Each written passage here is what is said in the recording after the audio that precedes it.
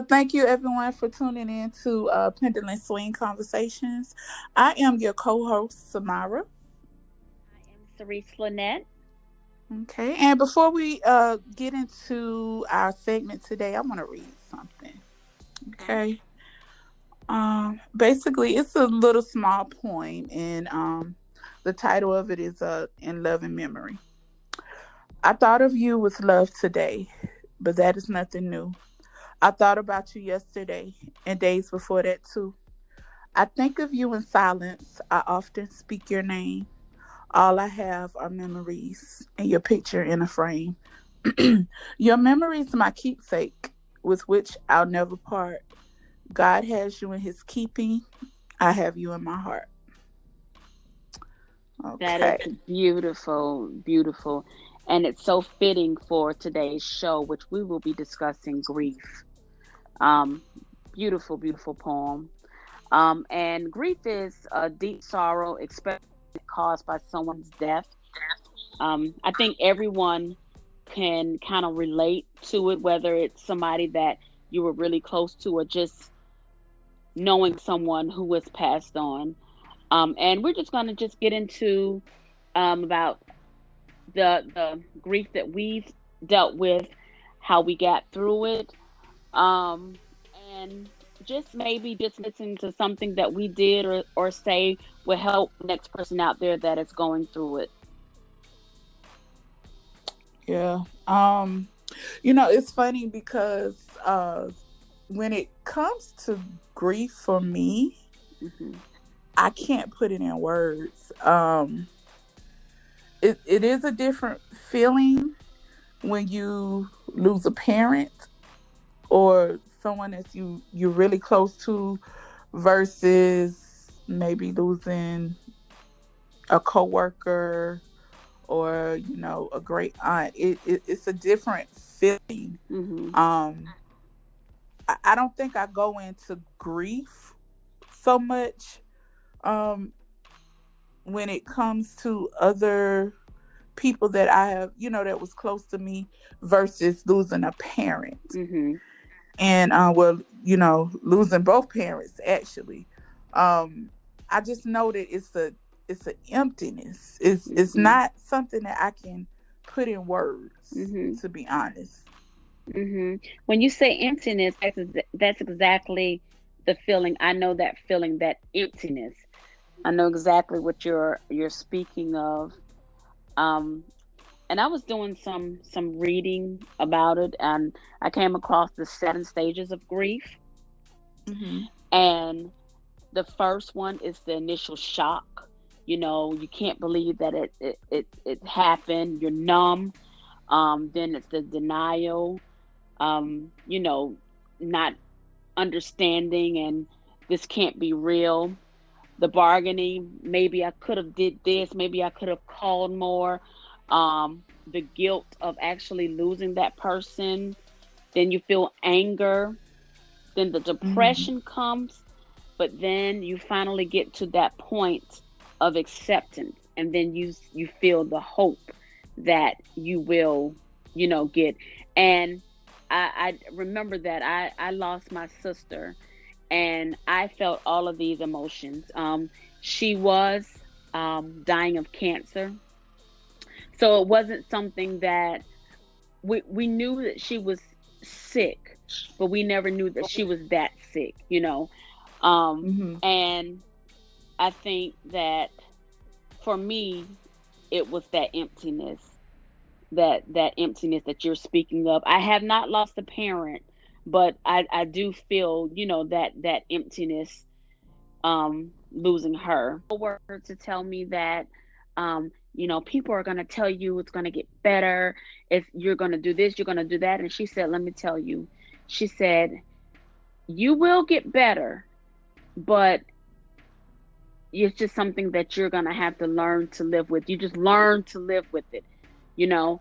And I thought that was that was profound for me, because it's like you never really get over it. You just learn to deal more with it day by day. And that's kind of like what I did. Yeah. I'll agree. Also that I went through those 7 stages. I didn't realize how hard the depression part hit me because I really don't suffer from depression, so I really couldn't identify it. Mhm. All I knew was it was, the first Christmas without my mother. Um, I was crying uncontrollably. Um, and I just couldn't snap out of the down feeling. And Mm. so what I was gonna do, I was gonna, reach out to, my job has, well, the insurance that my job has for us. You can get a couple of free sessions with the therapist. Mhm. You know, so I was right on the verge of calling them because I just could not snap out of it. Right. I think the holidays was the hardest, Mhm. and it still is. Right. But what helped me was that, for a long time, my mother was a single parent, single. She was single. And so she was, raising my brothers and I. She was a single parent raising us. Mhm. And, um, up until I was probably about 14, she was single. Um, and what helped me um to kind of get out of that depression mode, every Christmas, my old coworker invites me to a women's shelter. Mm. It's a women's shelter of women that left an abusive relationship. And so this shelter kind of helps them get back on their feet and get their own place to live, and, they have their children with them as well. Mhm. And so she invited me one year to go and make breakfast for them. Wow. And to me, I felt like I was honoring my mother, you know, Right. helping out with single mothers and their children. And, we gave them gifts and everything. And, just to sit down and have a conversation with them and encourage them, it, it really helped, during that time. So I think one of the best things that you can do during the holidays is to give back to somebody in need, Mm. you know. Right. My mother also died of cancer. Mm. My father, it was suddenly. But my mother died of cancer, so we had enough time to actually talk. So the difference though, with dying suddenly, yeah, I went through that stage with my dad as far as like I wish I would have said something, I wish I could have did something. Mhm. Versus my mom, it was a peace, Mm. and then Mhm. especially, with cancer, the way that it affects the body, and your loved one is in pain, it it kind of, you know helps you to have closure because you don't want them to, be in pain anymore, Right. you know Right. Right. That's very, very, very true. You have to get to a point to where you it's kind of like we're being selfish trying to keep them here and knowing that we're seeing that they're the pain that they're in. I think, I watched my sister as well crying because she was in so much pain. yeah. Even though we wanted to keep her here, it was selfish. She was in pain and she was tired. Hmm. But this is written. This is not our eternal home. And Hmm. it still hurts, even though we know that I don't care how much faith you have, that hurt is still there.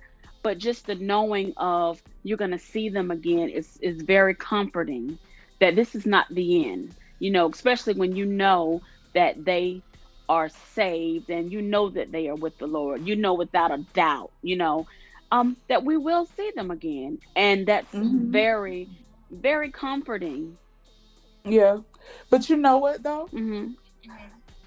Okay, so is it that it's sad for us because of the behavior of what we witnessed, growing up, of how you're supposed to act at a funeral, or how you're supposed to act when someone passes, or when you see on TV, like on a movie, it's a really sad occasion when someone passed. Mhm. But if you really read the Bible, it's a joyous Mm. occasion. And Right. so what is so funny is that I was looking at, it was a little show that Morgan Freeman, he was the host of it. And I think it's called Meeting God. Mhm. I Mm. can't remember the exact name. It's something about Meeting God, but basically what he did was went and visited other countries to see how they dealt with death. Mm. And it was amazing, because some they had one religion believed that when a person passed away, they came back as an animal or an item. Mm. Okay. Mhm. Even with the Jehovah Witness, they don't mourn, they don't cry. Wow. And Yeah, why is it's, that? What is their reasoning? that's their custom. That's the custom to their religion. Because they feel like That it's not over. they don't. They don't cry. Right. They Right. don't cry.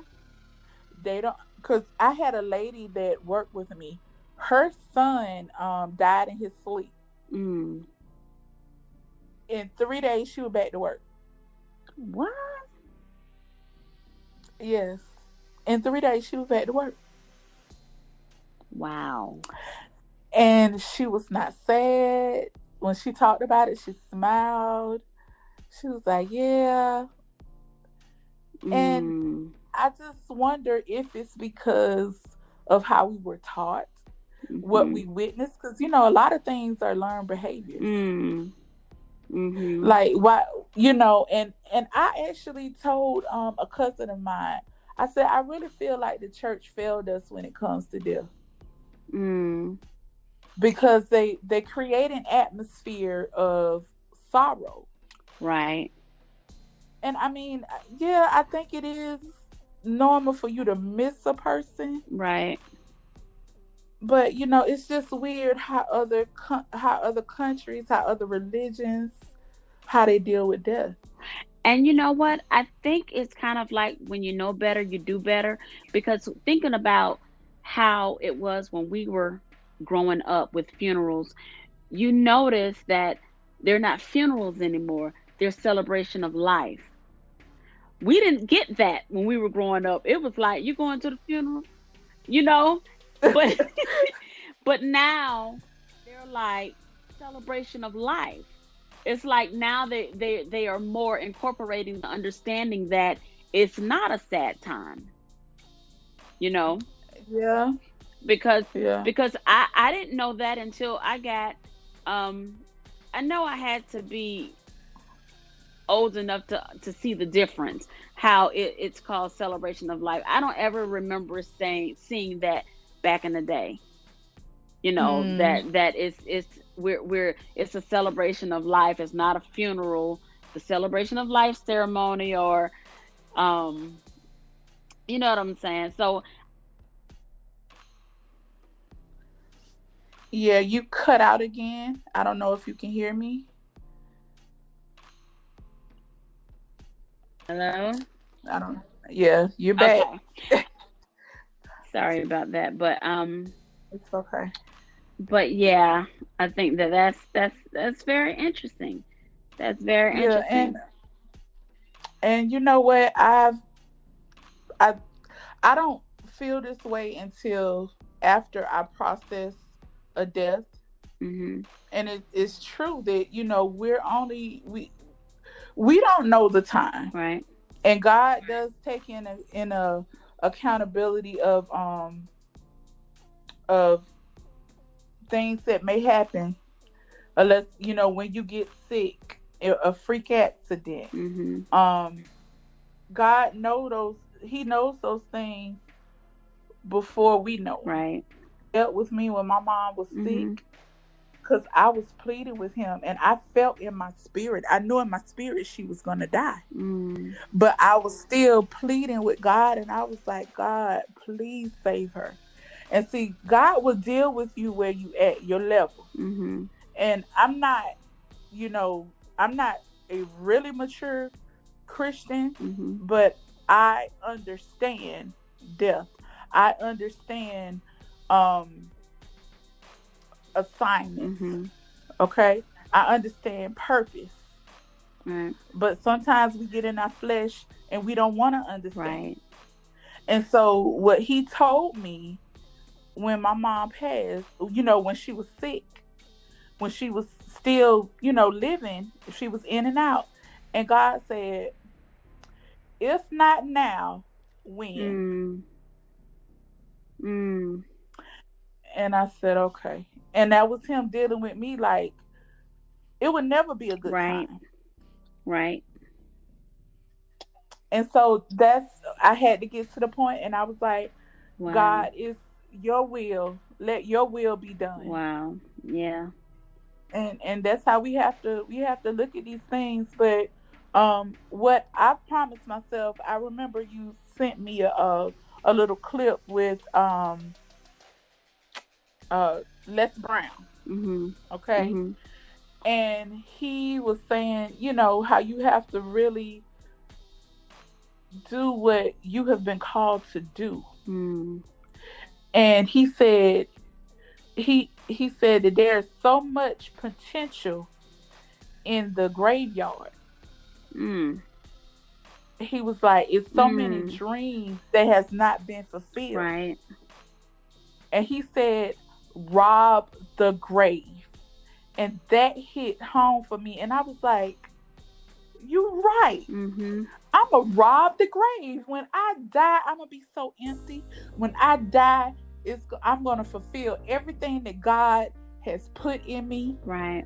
I'm not going to fear no more, Mhm. you know? Mhm. So that was like really life changing. Rob the grave. Mm. Yeah. I said, okay. Yeah. I said, I get it. Right. I get it. Um, Yeah. It's one thing. I know this is actually probably the first year that I have not actually shed tears for my sister. Um mhm. and I guess I'm at the I've always been at the acceptance, but I feel like I'm just kind of at the place to where you don't forget, you just kind of learn how to deal. And we all miss her, but then again, I look back again, just like I told her when I was at the hospital with her. I was like, "This is not the end. I'm gonna see you again," you know. And I did have that moment, with her, and she knew as well. Mhm. She knew as well, and but that's just very interesting how you said that it is a learned behavior how other cultures deal with death. Yeah. Yeah. And we're gonna wrap it up. What I'm gonna leave with you. Mhm. Well, leave with everyone that's listening.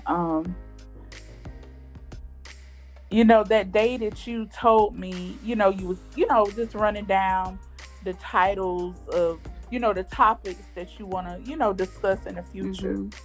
And that morning, actually that same morning, I wasn't grieving or anything, but when I woke up, what was in my heart, what was in my spirit and my conscience, and I'm gonna call it like what it was. It was God speaking to my spirit, and what He told me was that on Earth, this is not our final place. This is a temporary Mm. place. Mhm. We live in heaven with Him, Right. and that He has mansions for Mm. us, and He has no sorrow for us. Mhm.